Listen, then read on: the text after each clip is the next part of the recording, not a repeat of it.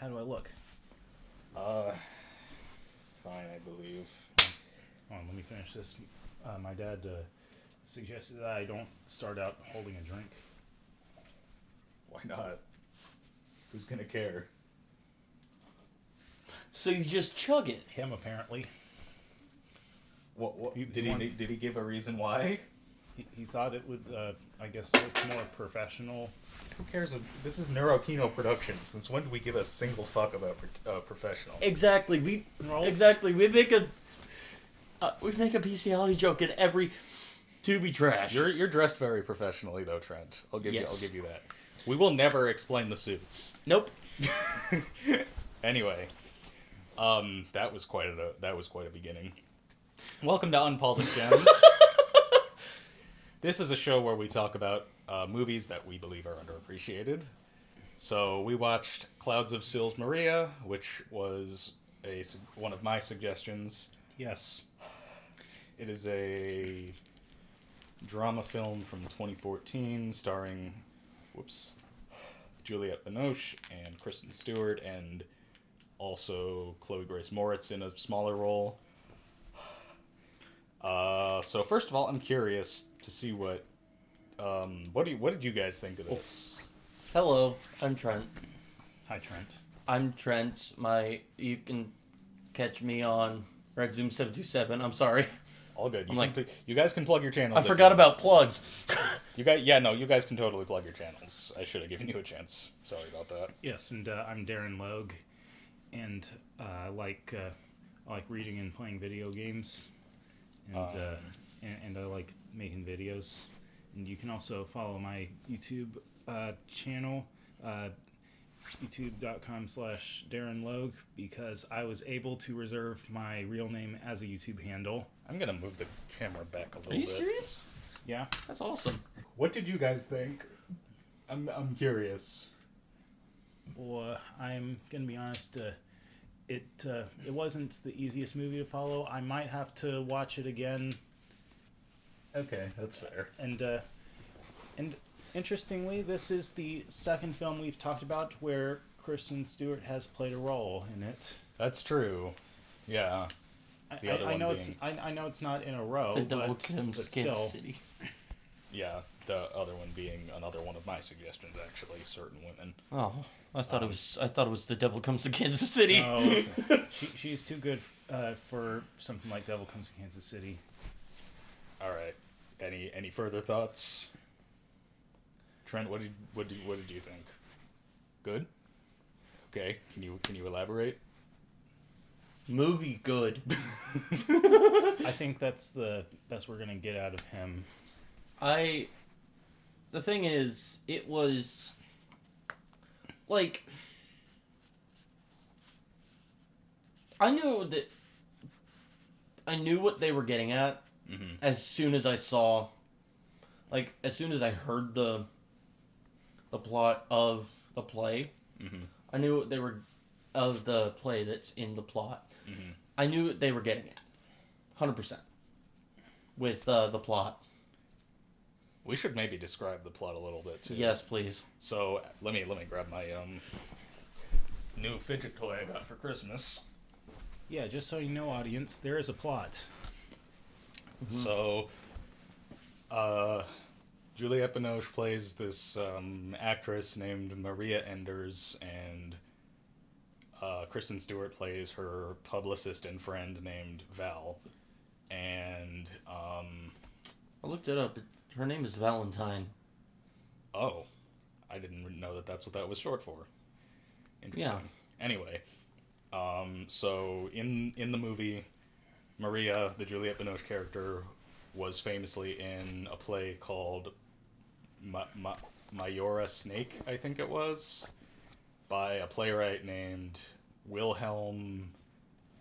I don't remember the last name. I don't know. I'm just gonna say Friedkin. No, not Friedkin. Yeah, I was just the brain just went to Exorcist. His name was Wilhelm. Let's just say that. Yeah, and just because we don't know Wilhelm's last name doesn't mean we're going to scream about it. Yeah, so Wilhelm dies at the beginning of the movie, and Maria does a tribute speech, but also around that time she's offered to be in a new production of this play that's being produced posthumously, except this time she's playing a part meant for like an older, like she's playing a different part than she played before. She's playing a part for an older woman, obviously because she's older now. Yeah, that's how aging works, people. That is, in fact, yeah, that's how that is how that works. What? Fun fact. No, but so I'm just gonna get older and older? But Don't worry, you'll still be young at heart. Oh, and the play also we should mention is about a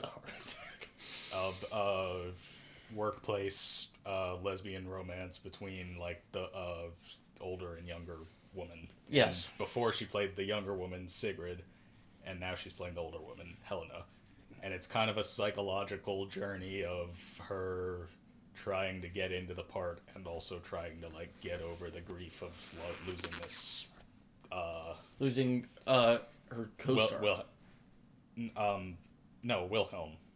Well, and also the co-star kind of only comes up incidentally, but Yeah, but I feel like it was also meta commentary on her trying to get over there, like, because she's having to grapple with the fact that she's playing her role, like the role that, not the role she originated, but the role that the co-star Susan Rosenblum or something like Rosenberg, that. I think. Rosenberg, something Jewish sounding. I don't know.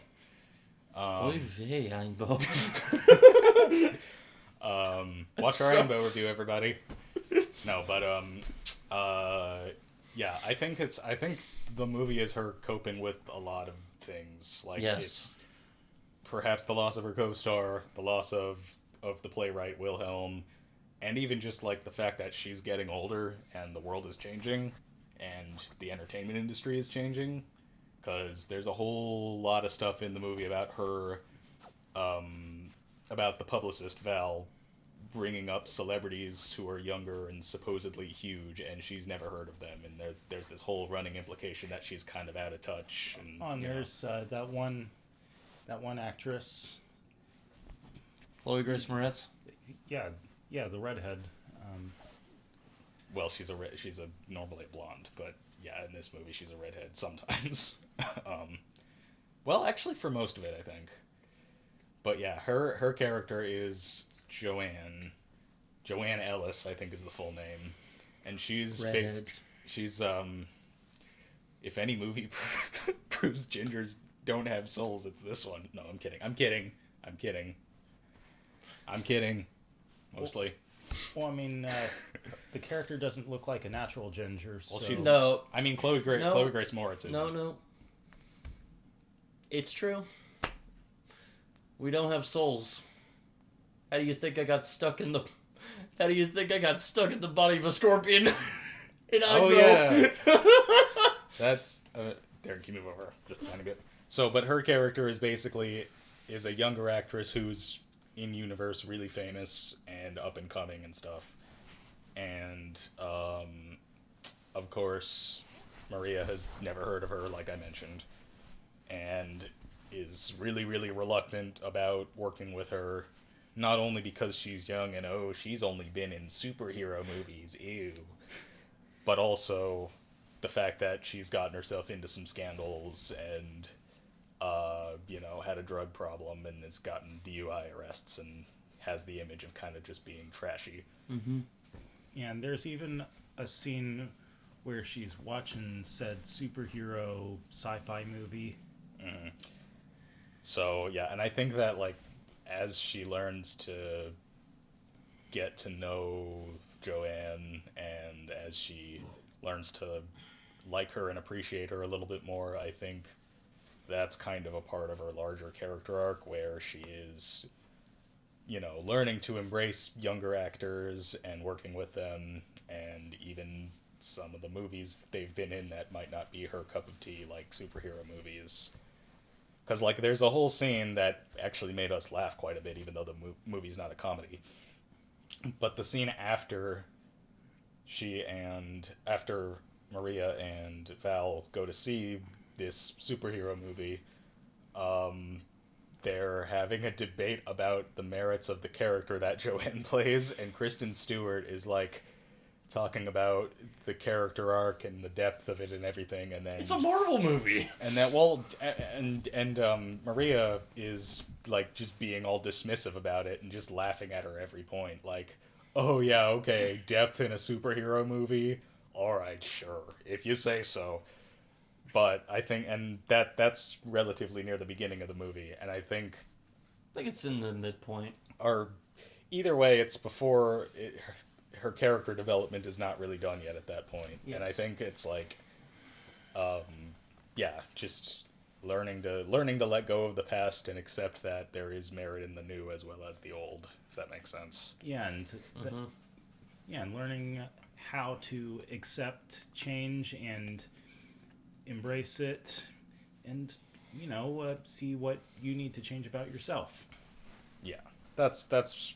I mean, it's when you sum it up like that, it makes it sound really simplistic, but, like, it's, I don't know, it's simple but powerful, I think. Yeah, and you don't need to change completely, just enough to adapt. Yeah. And the movie has a lot of different ways of showing it, like the ones I talked about already, but also, like, there's a whole, like, running subplot where Maria is trying to get ready for this new production of the play, and first of all, she's a little uncertain about doing it to begin with, because, again, she's so stuck on the past and playing the younger character, and she seems to be a little bit in denial about not only getting older, but also, like, modern interpretations of the play. That's kind of a thing that happens a lot. Oh, definitely. I've seen plays where it's, like, been updated. Well, but I mean, like, even like she is even, like, I'm talking about the scenes where she's debating with Val about interpretations of the play, and Val approaches it more from a young woman's perspective and has her own interpretation of it, whereas at first Maria is kind of like, no, fuck you, that's wrong, but eventually she begins to kind of accept it a little bit more. Okay, it's all coming back to me now. Yeah. Yeah, there are a lot of scenes where the two of them are, like, running lines together on the play and discussing the performance and stuff. A lot of running, like, they're running lines on hikes. Yeah. Oh, yeah, that's another thing.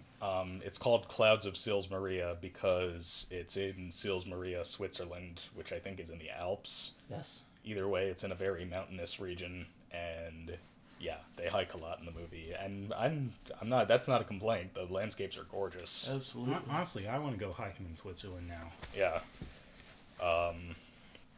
I want. But anyway, no. What I was gonna say though is, one thing that I found strangely fascinating about this movie was, like, it focuses a lot on, like, acting technique and, like, how an actor gets into character and figures it out. Mm-hmm.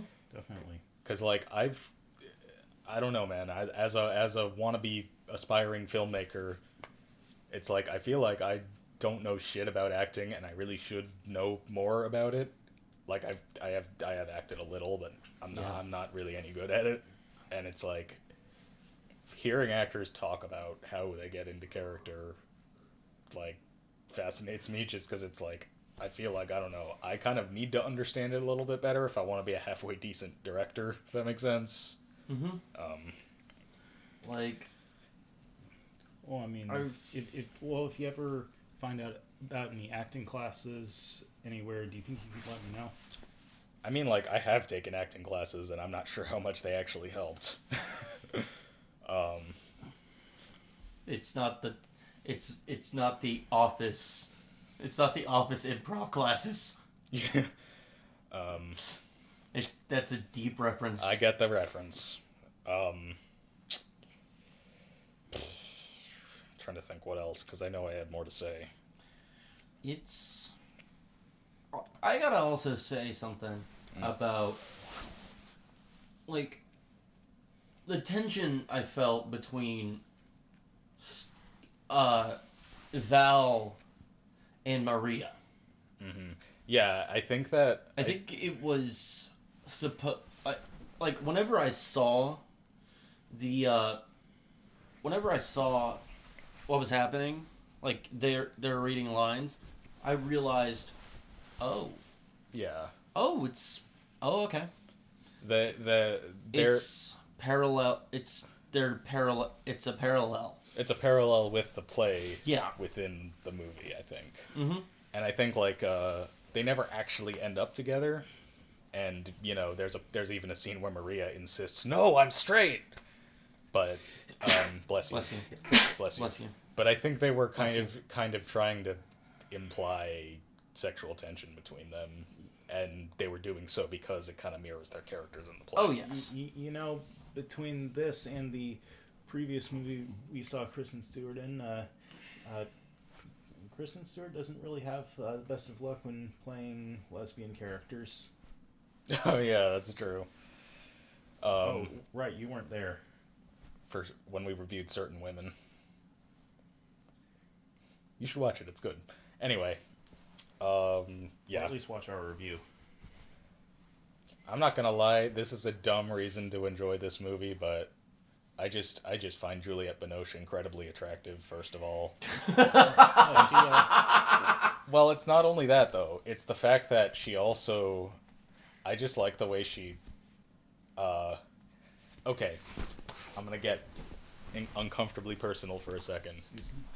So I have a very oddly specific preference for middle-aged white women with really short hair and other what do you call them, stereotypically masculine traits, like the fact that and basically what I'm saying is in this movie Juliette Binoche has like a pixie cut and wears like pantsuits and stuff a lot, and I found that totally hot.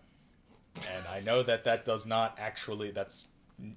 really matter at the end of the day as far as considering a good or bad movie, but it is this movie just so happened to cater to my exact fetish, and I like that. I don't blame you, man. She does look good for her age, and she obviously takes pretty good care of her body. She doesn't just look good for her age. She looks good, period. Genuinely, I don't like when people say that somebody looks good for their age, because it like adds a qualifier. Like, I don't know, if you think somebody looks good, just say they look good. Okay. They look good. Yeah. Anyway, it doesn't help that the movie that we do get a frontal nude scene with her at one point, but I digress. I'm sorry. I had another thing I was gonna say. I totally forgot. I wasn't gonna bring that up, but I mean, like, I was. Yeah. I was like, should we talk about that? Should we talk about that? Why not? It's in the movie. Yes. I was like, okay. But, okay. But anyway, on a serious note, I'm not trying to objectify her. I do really like her performance as well. And honestly, the fact that she has, like, actual acting chops makes her even more attractive to me. But even still, like, seriously, like, I do... Kristen Stewart, I can take or leave in pretty much anything. Kristen Stewart has shown her chops, like, her actually good acting chops. Yeah, even in this movie. Yeah, well, I in think, this movie too. But like, she was just coming off the heels of the Twilight Saga. Yeah, this was 2 years after after that saga. Well, okay, but what I was gonna say though is, in most cases, yes, I think that after Twilight, Kristen Stewart has, by all means, become a pretty solid actress. I think that she certainly gets the job done, but she hasn't been in anything that's like wowed me. And honestly, she didn't really wow me in this either. She did a serviceable job, but it wasn't amazing or anything. Juliette Binoche, on the other hand, her performance I actually really liked. Like, she's the one who this movie is mainly a psychological study of, and she's the one who has to have all the emotions and do all this deep psychological stuff and all this acting stuff that I could She not has even... to have emotions. Well, I mean, like, Yeah. I know. I know that sounds dumb when you phrase it No, that, when I I phrase it that nah, way. But... nah. I like how you phrased it. It was funny. But no, she's the one who... She has, like, the really, really deep emotions. Like, she's the one who has to make you feel her grief at losing her... Youth? Whatchamacallit? Her youth and the playwright and all this various, like, you know, tumultuous emotional roller coaster she goes on throughout the movie. And she does... That's a very difficult thing to do, and she does it, at least I think, very, very well.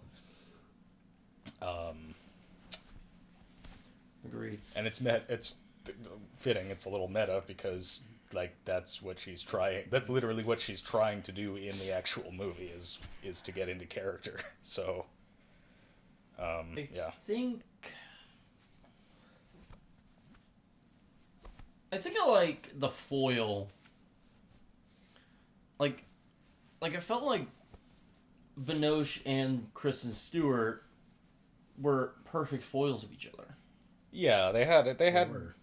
I may not have thought Kristen Stewart's performance was amazing or anything, but I think that their chemistry definitely carried it. Like, you can believe that these two are friends as well as, you know, co-workers. Like, As well as friends. Yeah, friends. Yeah.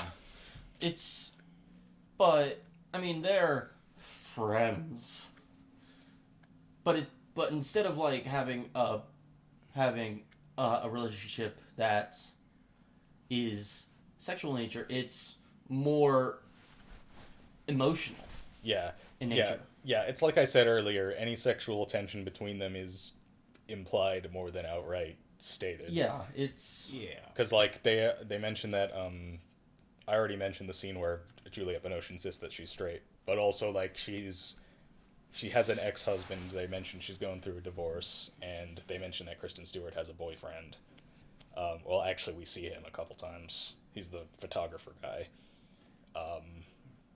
So maybe it's like, in another life they might have gotten together. It just wasn't necessarily meant to be. But that's okay, because at least they have some kind of relationship. Oh, totally. Or something. I don't know. And that, honestly, all this talk about ambiguity and how we interpret things is itself a running theme in the movie. So I guess it only makes sense that they would leave it ambiguous like that. Not to get into spoilers, but there is one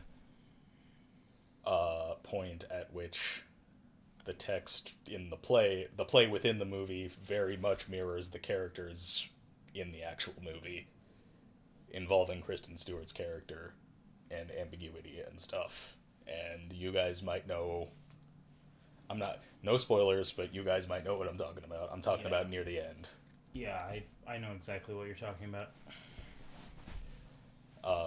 So... And it's like, I don't know, it's scratched a particular itch for me just because, like, there's a lot of debate about subjectivity versus objectivity in art, and I think that they both play a role, but, like, I think I tend to lean a little bit more towards subjectivity, and this movie does seem to be about, like, validity of different interpretations of art, and... ambiguity. Yeah. And I think I liked it because I think that that's valid. Like, very, very rarely am I going to tell somebody that they're wrong for liking a movie or any piece of art, really. And that's a thing that I see people do a lot is, you know, you get called cringe because you like XYZ. And this movie is kind of like, hey, you're a dick. And I don't know. I appreciate that. XYZ. Except when you, like, Weekend at Bernie's 2. Then you're just wrong. No, I'm kidding. I haven't seen I'll decide who's wrong. I'm joking. Do you want to scrap, mate? I'm 100% joking. I have not watched it. I have no opinion on it. I didn't realize you were a Defender too. I was under the impression. Genuinely, the only reason welcome to the club. the only reason I act that way is because I genuinely, up until now, or up until you guys, had never met a single person who was willing to defend that movie. Like, I thought that it was hated. Like, I didn't think it had any kind of a cult following. I thought you were just a weird little, one-off. And Well, It might just be only us. Well, I wasn't expecting to like it as much as I did, but I was pleasantly surprised, and it actually is pretty funny and is a natural continuation of the first movie. I mean, okay, maybe, but that's a discussion for another day. Yeah. Anyway, that all ties back into the theme of Weekend at Bernie's 2, Weekend at absolutely. This movie was all about the subjective interpretation of Weekend at Bernie's 2.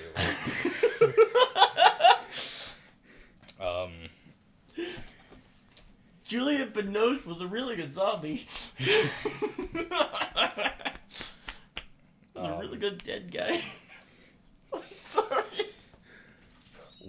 This movie can get pretty sad, but we actually had some, believe it or not, riffing material almost. Like, there were times when we weren't like making fun of the movie because like we actually liked it, but it's too good to make fun of. Yeah, let's get that out of the way. There were times when we told jokes at the character's expense here and there. Like, I'm referring specifically to the part where we were imagining Kristin Stewart and Juliette Binoche doing the Twilight Exchange. Or, I know what you are. Say it out loud. French. No offense to the French. I'm completely joking. Juliette Binoche's accent is one of the hottest things about her. I like foreignness.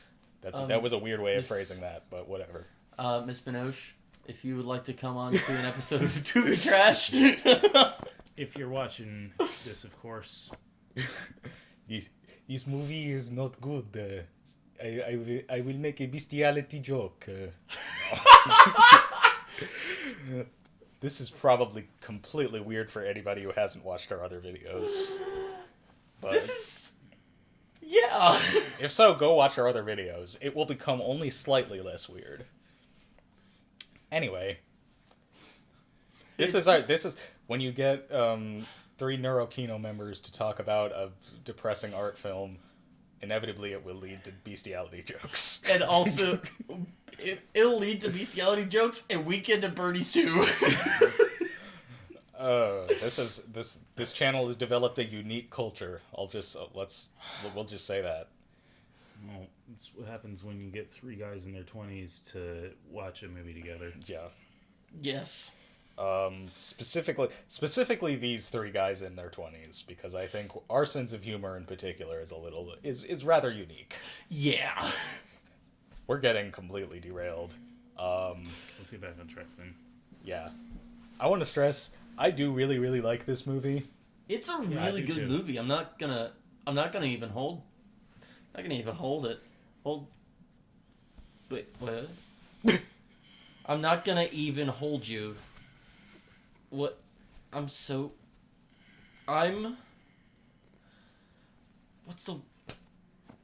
I know what you mean. Yes. You're not gonna hold a grudge, or... No, that's not right. No. You're not gonna... But I don't know the words, but I know what you're trying to say. Yes. Maybe we can just leave it at that. It's a really good movie. Yes. It's really good. Mm-hmm. I'm not even gonna hold you. That's what I was trying to say. I don't know why that came to my head. Oh, I remember the other thing I was gonna say now, actually. So, I have heard people compare this to Birdman a lot, if you guys are familiar. The Michael Keaton movie. Bless you. For a few reasons. It came out around the same time, 2014, and it deals with similar subject matter. Oh, totally. They're both about older, kind of washed up actors who are trying to make a theatrical comeback, and they're both sort of meta commentaries on the entertainment industry as a whole. Many would argue, myself included, that it's a little bit unfair that this one went under the radar, whereas Birdman got all the awards and the adulation and everything. Did it not win? Did he win Best Picture? Yeah, Birdman won Best Picture. Okay. I was trying to remember. I thought maybe it was Spotlight that year. Or... Spotlight was the following year. Oh, okay. But okay. I want to make it clear, I don't hate Birdman. I think it's fine, a little overhyped. Yes. Didn't deserve to beat Whiplash for Best Picture. Oh. But I think that this movie is just like a better version of Birdman. Like, it doesn't... While the one-take gimmick in Birdman is very technically impressive, and I think that it does serve the story to a certain degree, like, it does kind of enhance the chaos of the situation and, you know, the idea of getting ready to put on a play in real time and how hectic that can be. But it can also feel a little bit self-indulgent and a little bit just sort of artsy-fartsy for its own sake. Yeah. This movie never felt that way. It was a lot more restrained. There was a big focus on naturalism and just sort of, you know... The cinematography looked gorgeous by all means, but it wasn't flashy. It didn't call attention to itself. It was... not devoid of style, but not style over substance either. Like, it didn't feel the need to announce itself the same way that, like, Birdman did, you know? Yeah. Mr. Keaton, if you're watching, this is not a dig on your movie. Oh, no, not at all. Yeah. It is, however, a dig on Alejandro Iñárritu, because he's a pretentious twat. But anyway. And Edward Norton. Yeah, sort of. I don't know. I hear hasn't he supposedly gotten less difficult to work with over the years or something? I don't know. I thought I heard that somewhere. I don't keep up with celebrities. Anyway, yeah, Alejandro Iñárritu said actually that he believes that, this is a real quote, that Marvel movies are, quote, cultural genocide.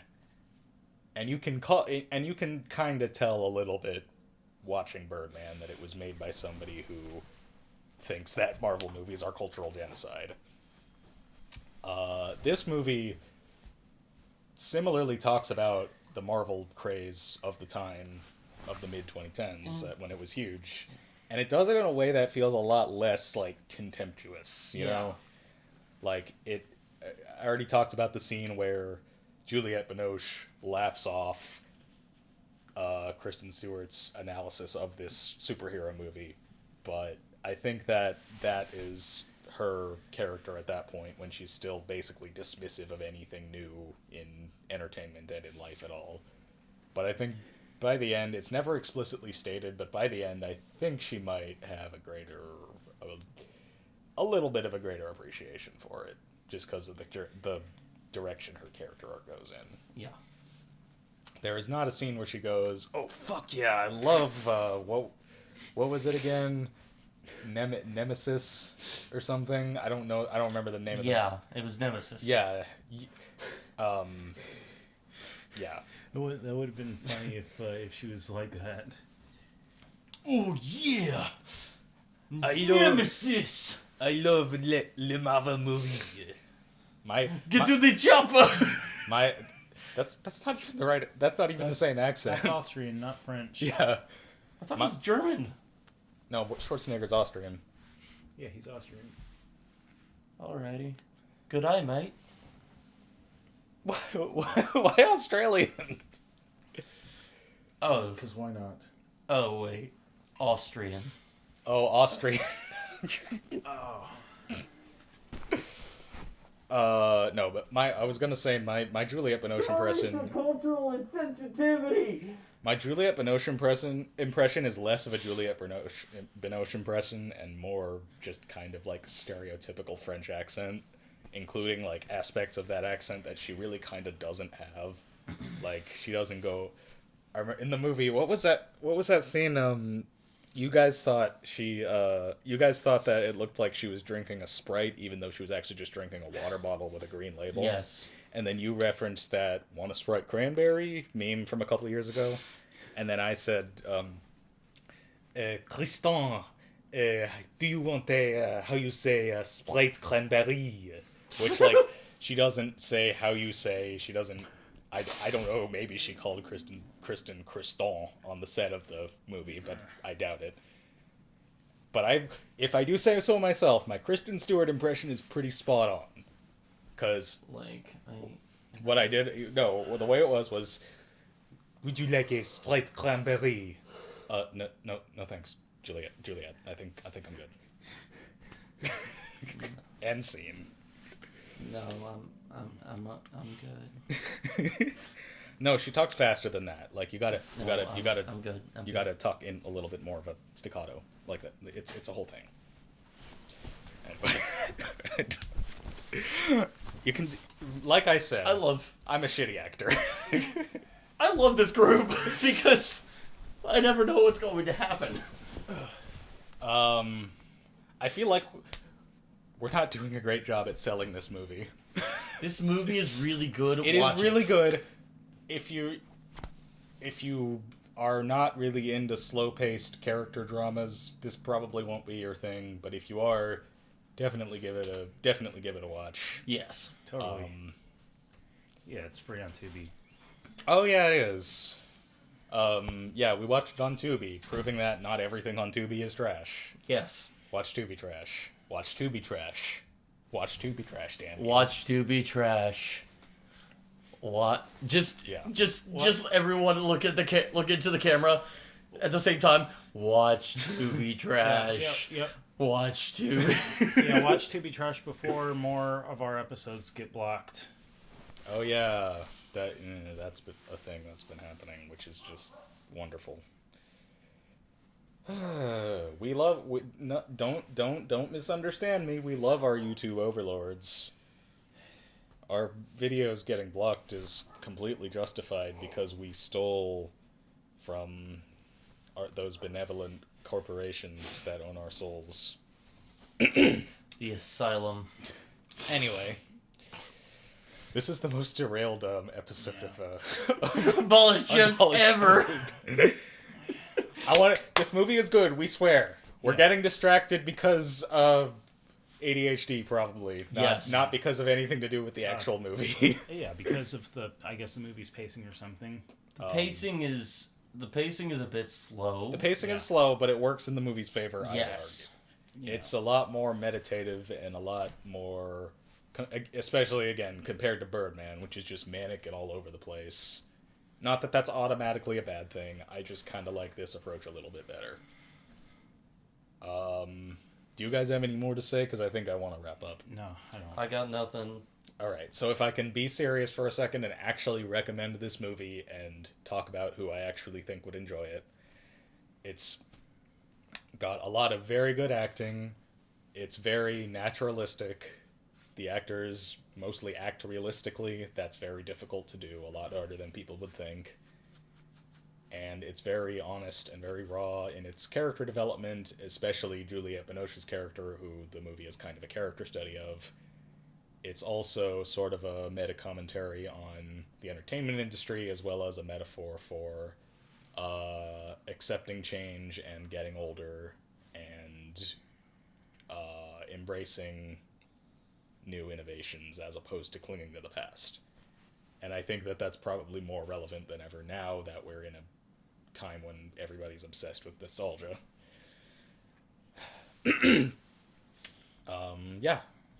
So maybe don't check it out if you're not into slow pacing, but other than that, it's really good.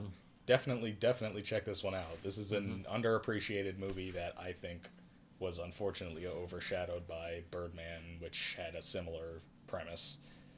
Had the exact same premise. Almost, yeah. Yeah, but it's very different in terms of execution, though, and I appreciate that. Anyway, yeah, I think that's gonna do it for today. Until next time. Catchphrase. Polished and unpolished. Hey girl, I'd like you to polish my gems. I don't know. Go away. Bye. Wooka wooka.